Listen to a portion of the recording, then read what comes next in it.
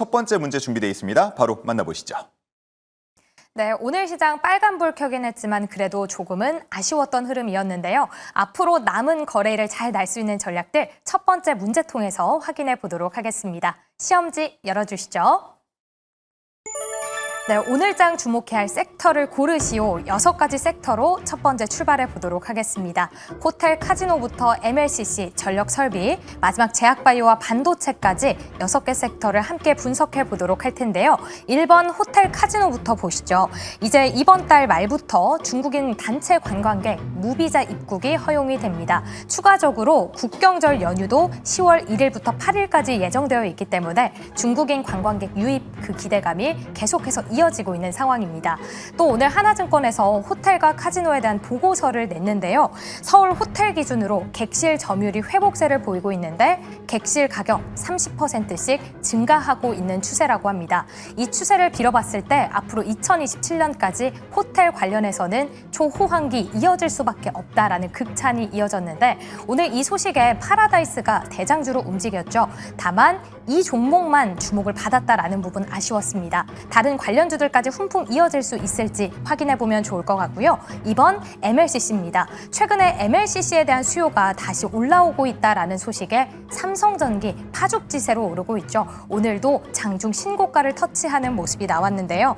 AI 서버가 계속 확산이 되면 전력 10배 이상 늘어날 수밖에 없다, 필요해질 수밖에 없다라는 이야기 나오고 있기 때문에 앞으로 MLCC 관련주들 실적 개선에 대한 모멘텀 기대감 커지고 있습니다. 두 분께서 이 부분을 선택해 주실지 또 궁금한 상황이고요. 3번 전력설비. 역시나 데이터 센터의 전력 수요 증가, 관세 영향도 제한적이라는 분석 속에서 주목받고 있는 상황입니다. 4번 폴더블과 아이폰 관련주 다시금 오늘 주목받는 모습이었는데요. 애플의 전문 애널리스트죠. 거밍치가 애플의 아이폰 폴드 출하의 예상치를 상향 조정했다고 합니다. 2026년에는 200만 대 그리고 2027년에는 100만 대가 추가로 출하될 거다라고 이야기를 했는데 매년마다 늘어나는 걸 봤을 때 초기 인기에만 그치지 않을 거다라는 기대감 커지고 있습니다. 다만 관련주들 반짝 상승에 그치는 경우가 있기 때문에 변동성도 함께 체크해보면 좋을 것 같고요. 제약바이오 오늘도 단단한 모습 보였고요. 반도체는 국내 기업들에 이어서 이제 미국이 TSMC까지 이 반도체 장비 반입을 규제하겠다라는 소식 전해졌습니다. 반도체 전반적으로 지각 변동이 일어날 거다라는 이야기 들려오고 있는데요. 1번부터 6번 중 과연 어떤 섹터가 적혀 있을까요? 바로 만나보도록 할게요. 첫 번째 주식 남녀의 선택 보드를 들어주시죠. 자, 오늘도 첫 번째 문제는 주목해야 할 섹터 총 6가지의 보기가 있었는데요. 두 분의 답을 보면 자, 김민석 매니저는 제약바이오 골라주셨고요. 또 오늘 함께한 새로 합류한 성선아 대표는 역시 제약바이오. 오, 저희 주식남녀 9월에 새롭게 이제 업그레이드된 모습으로 찾아뵙고 나서 항상 두 분의 전문가를 모시고 있는데 제약바이오 얘기가 지금 하루도 빠지지 않고 오늘까지도 나왔고 심지어 오늘은 두 분 다 선택을 해 주셨습니다. 자, 김민석 매니저님. 네. 금리 인하 기대감 때문인가요? 왜 제약바이오를 이렇게 주목 많이들 하실까요? 뭐 금리 인하 같은 경우에는 뭐 당연한 베이스라고 보시면 좋을 것 같고요. 요새 들어서 바이오에 대한 모멘텀 자체가 굉장히 달라지고 있습니다. 앞전에 여기 표에 나와 있었던 것처럼 비만 치료제에 대한 모멘텀이 다시 한번 커지고 있는 상황이고요. 그리고 리보엑산에 대한 플랫폼 얘기도 나오고 있는데 그것뿐만 아니라 최근 들어서 바이오에 대한 기업들이 돈을 너무나 잘 벌고 있습니다. 플랫폼에 대한 사업을 통해서 지금 ADC 이중 항체에 대한 플랫폼이라든지 ABL 바이오에 대한 플랫폼이라든지 이 플랫폼을 가지고 있는 기업들이 오히려 신약 개발하는 기업들보다 빠르게 돈을 벌고 있기 때문에 실질적으로 돈을 벌고 있는 기업들이 많아지고 있다라고 하면은 과거에 2000년도 초반 때는 우리가 단순한 기대감으로 투자하는 바이오였다라고 하면은 이제는 멀티플 자체를 개선을 하면서 여기에 대한 계산 멀티플이 가능한 산업으로 변함이 되고 있다 보니까 실질적으로 성장에 대한 모멘텀을 바라볼 수가 있는 산업이 될 수가 있습니다. 그러다 보면은 실적이 찍히거나 앞으로 실적이 유효하게 들어올 수밖에 없는 기업이라고 하면은 여기에 대한 시세 사이클이 생각보다 길게 갈 수가 있기 때문에 지금까지는 돈을 잘 벌고 있는 뭐 CDMO 기업이라든지 제약바이오 이런 쪽으로만 이제 수급이 장기적으로 올라갔다라고 하면 이제는 기술력을 가지고 있는 바이오텍 기업으로도 실적을 찍으면서 올라갈 수 있는 모멘텀이 올해부터 새롭게 시작이 될 수 있겠다. 좀 이렇게 판단이 되고 있어서 최근 들어서 바이오에 대한 모멘텀을 새롭게 체크를 하면서 상승에 대한 모멘텀을 좀 크게 바라볼 수 있는 대표적인 산업군이다. 이렇게 바라보고 있습니다. 네, 좋습니다. 금리 인하는 뭐 기본으로 깔고 가는 거고 이제는 실적을 찍는 수출 성과를 내는 그런 기업들도 많으니까 제약바이오를 본격적으로 주목을 해봐야 할 하반기이다 이렇게 말씀을 해주셨고요. 성선아 대표님은 어떤 점에서 제약바이오 주목하고 계십니까? 사실 굉장히 비슷한데 제가 조금 더 추가적으로 팩트를 말씀드리면 예. 일단 제가 주목하는 거는 이제 수급 데이터입니다. 지금 제가 주목하는 건 글로벌 자금 흐름인데요. 지금 글로벌 자금 바이오 ETF 자금을 보면 올해 순유입이 15조 원 이상입니다. 그리고 사실 국내 장이 이제 8월에 별로 안 좋았잖아요. 예. 그런데도 8월 한 달 동안 제약 바이오 섹터의 기관 자금이 약 5천억 원 이상 유입이 됐거든요. 그럼 나스닥 바이오 지수 같은 경우에는 6월 저점 대비 약 20%가 반등을 했습니다. 사실 저는 시장의 흐름을 볼 때 수급을 굉장히 중요하게 생각하거든요. 예. 근데 바이오 섹터로 국내뿐만 아니라 글로벌 자금이 흐르고 있다. 이걸 제가 굉장히 중요하게 보는 거고요. 아까 말씀하셨다시피 그동안은 바이오가 숫자가 찍히질 않았는데 이제는 숫자가 찍힌다는 게 굉장히 중요하고요. 또 하나 제가 또 주목하는 거는 국내 제약사들이 그냥 국내 시장만 보는 게 아니거든요. 그러니까 글로벌 테마랑 맞물려 있는데 이 시장이 굉장히 큽니다. 사실 저는 굉장히 중요하게 생각하는 시장 자체가 비만 치료제 시장이거든요. GLP-1 계열의 글로벌 시장 규모를 보면은요. 2030년까지 50조 이상 시간 규모고요. 이게 항암제 시장도 굉장히 큰데 뭐 일단 2030년까지 400조 이상이 됩니다. 그러니까 제약회사들이 단순하게 국내 시장에만 머무는 게 아니라 글로벌 테마와 어울려서 글로벌 시장으로 진출했을 때 매출이 굉장히 배가 될 수 있다라는 거죠. 그리고 또 마지막으로 말씀드리면 돈을 번다라고 했는데 사실 우리나라가 빅파마들과 경쟁하기 쉽지 않죠. 예. 근데 방식이 이제 기술 수출, 그러니까 라이센스 아웃이 되는 거잖아요. 이게 돈을 버는 게 우리가 하는 게 아니라 일단 기술 수출을 하게 되면 계약금을 받는 즉시 선급금이 들어오고요. 예. 그리고 임상 허가 단계마다 마일스톤이 들어오게 됩니다. 네, 그러다 보니까 이제 로열티도 받게 돼서 이제 그 파이프라인이 3개 축으로 가게 되거든요. 그래서 뭐 글로벌 수급이라든지 그리고 지금 현재 금리 인하라든지 그리고 돈 버는 우리나라의 제약 바이오 기업들이 늘고 있다라고 봤을 때 저는 8월에도 주도주는 바이오였다고 보거든요. 근데 9월에도 역시나 바이오 제약 이거는 봐야 된다. 예. 이렇게 생각합니다. 두 분의 설명을 합해서 딱 들으니까 왜 우리가 이 시점에 제약 바이오를 주목해야 하는가 하는 부분에 대한 의문이 해소가 됐는데 조금 더 종목단으로 들어가서 얘기를 해보면요. 일단은 비만 당뇨 치료제 쪽을 주목한다고 하셨으니까 그쪽에 대해서 우려점이 있는 부분을 보자 그러면 1번 주가가 너무 많이 오른 거 아니냐. 2번 경쟁이 치열해지면 뭐 단가가 내려가면서 수익성이 떨어지는 거 아니냐. 그리고 3번 이제 막 임상을 하는 그런 기업들도 많다 보니까 이게 잘못 선택했을 때 혹여나 예전에 우리가 제약바이오 투자했던 것처럼 실패하는 경우가 생기지 않을까 하는 우려들이 있는데 눈여겨보는 종목이 있다면 같이 설명을 좀 해주시면 좋을 것 같습니다. 네, 사실 저도 이제 다이어트에 관심이 많다 보니까 빼실 때가 더 있어요? 네, 더 빼야 예. 됩니다.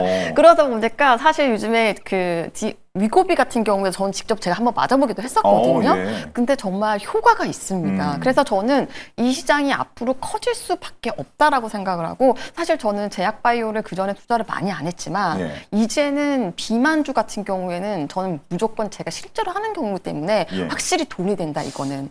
대표님 정도가 위고비를 맞을 정도면은 시장이 커질 수밖에 없을 것 같은데요. 예. 네, 그래서 저는 딱 주목하는 게 비만 치료제인데 최근 같은 경우에는 제가 주목하는 종목이 있습니다. 굉장히 대장주라고 할 수 있죠. D&D 파마텍인데 사실 D&D 파마텍 같은 경우에는 이제 메시 치료제라고 하죠. 이제 대사 이상 지방 간염. 그러니까 우리가 메시 치료제 같은 경우에는 어떤 거냐면요. 술을 마시지 않았는데도 비만이 되고 당뇨가 되고 고지혈증 같은 대사 질환 때문에 간에 지방이 쌓이고 염증이 생기고 섬유화되는 거거든요. 예. 근데 이게 왜 비만이랑 연결돼 있어라고 할 수 있지만 이게 결국에는 GLP-1 계열로 간에 쌓인 지방을 치료하게 되는 거거든요. 근데 이 메시 치료제 같은 경우에 이제 환자가 얼마나 많냐면은요. 이제 전 세계 환자가 약 4억 4천만 명이 있습니다. 그걸 예. 환산을 하면 성인 10명 중 1명이 이 메시 치료를 병으로 앓고 있는데 이 치료제 시장이 작년 같은 경우에 약 3조 원이었는데 2030년에는 30조 원까지 거의 10배 가까이 커질 수 있다라는 거죠. 그리고 이게 굉장히 희귀한 약인데 FDA 승인을 받은 치료제가 지난해 마드리갈의 레즈디프라밖에 없었습니다. 그런데 여기에 D&D 파마텍이 도전장을 내밀었다고 할 수가 있는 거죠. 사실 제가 작년 6월, 올해 6월 같은 경우에 2주 임상 결과가 나와서 예. D&D 파마텍이 상한가를 한번 갔었거든요. 근데 저는 이번 9월 달에도 굉장히 모멘텀이 있다라고 보는 게 이 GLP-1, CGC, 이중 작용제 같은 경우에 이번에 24주 데이터가 발표가 될 예정입니다. 그래서 섬유화가 얼마나 개선이 되는지가 핵심 포인트인데 저 같은 경우는 이번에 섬유화도 개선이 되고 체중도 줄어드는 동시에 입증을 하게 되면 커다란 모멘텀이 9월쯤에 있지 않을까 이렇게 기대를 하고 있습니다. 우리가 실망할 포인트는 적을 것이다. 네. 예, 이렇게 보고 계신 거고요. 자, D&D 파마텍 말씀해주신 그 상한가를 기록했던 게 이제 10만 원 전후로 움직였는데 지금은 16만 원 선까지 올라와 있는 15만 원, 16만 원 선까지 올라와 있는 상황입니다. 자, 다음은 김민성 매니저님인데 네. 역시나 제약바이오 쪽에서 비만 치료제 이쪽 주목하고 계십니까? 어떻습니까? 저는 일단 플랫폼 쪽을 좋게 보고 있습니다. 이제 비만 치료제에 대한 모멘텀도 워낙 좋기 때문에 기술 경쟁이 이루어지고 있는 상황이기 때문에 이제 GLP-1에 대한 성분을 통해서 어떻게 좀 결과를 만드느냐 여기에 대한 경쟁이 붙었습니다. 근데 아직까지는 주사제 치료제로 좀 경쟁이 붙고 있는데 여기서 더 나아가서 GLP-1에 대한 이 물질을 기반으로 경구용 치료제라든지 장기 지속성 주사제라든지 패치형 이런 것까지 계속 경쟁이 이어지고 있기 때문에 여기에 대한 기술력이 좀 잘 만들어진다. 그리고 플랫폼을 더해 나가서 더 좋은 모멘텀을 만들어낸다라고 하면은 훨씬 더 올라갈 수 있는 룸이 많이 남아있다라 보고 있습니다. 그래서 플랫폼 기업도 여기에 포함이 될 수 있는 기업들이 너무나 많기 때문에 예를 들어서 경구용 치료제를 만드는데 삼천당 제약은 에스페스라는 플랫폼을 가지고 있습니다. 그러면 먹어서 흡수가 잘 안 되는 걸 흡수가 잘 되게끔 만드는 플랫폼인데 이러한 기술력을 가지고 있는 삼천당 제약 같은 경우에는 추가적으로 라이센스 아웃을 한다고 하면은 돈을 많이 벌 수 있는 기회가 많이 열리기 때문에 실질적으로 여기에 대한 경쟁이 여전히 이어지고 있어서 돈을 벌 수 있는 기회들이 굉장히 많다. 이렇게 보시면 좋을 것 같고요.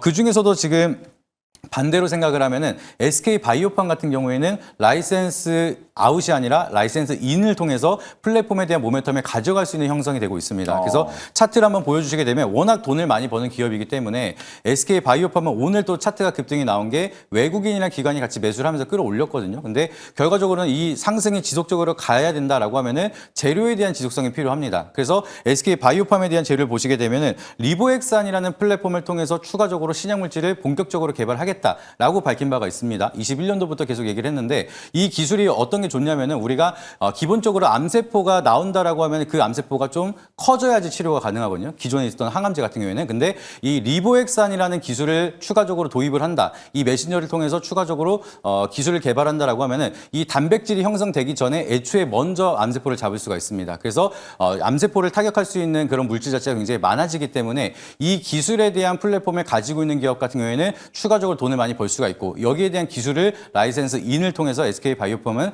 또 혁신적인 물질을 많이 만들 수 있는 기회가 만들어지죠. 그러다 보니까 바이오텍 같은 경우에는 같이 공생을 하면서 추가적인 모멘텀을 많이 가져갈 수 있는 모멘텀이 이어지고 있다 보니까 이 기대감이 지속이 된다라고 하면은 추가적으로 상승이 더 이어질 수 있다. 이 부분을 체크해 보시면 좋을 것 같고요. 그리고 자회사 같은 경우에는 SK 팜테코가 GLP-1에 대한 CDMO를 진행을 하고 있습니다. 마찬가지로 비만 치료제에 대한 모멘텀까지도 계열사 그룹이 같이 가져갈 수가 있다 보니까 오늘도 좋은 흐름이 만들어지고 있는데 조금 무게가 있지만 안정적으로 좀 지속성은 올라간다라고 하면 저는 SK 바이오팜 같이 좀 굵직한 기업도 포트폴리오에 하나 넣어놓고 좀 기다려보는 것도 나쁘지 않은 전략이다. 좀 이렇게 바라보고 있습니다. 네, 좋습니다. 한눈에 봐도 두 종목의 차트 모양이 워낙 다르다 보니까 내가 투자하는 성향에 따라서 조금 더 눈이 가는 종목들이 있지 않았을까 하는 생각이 듭니다.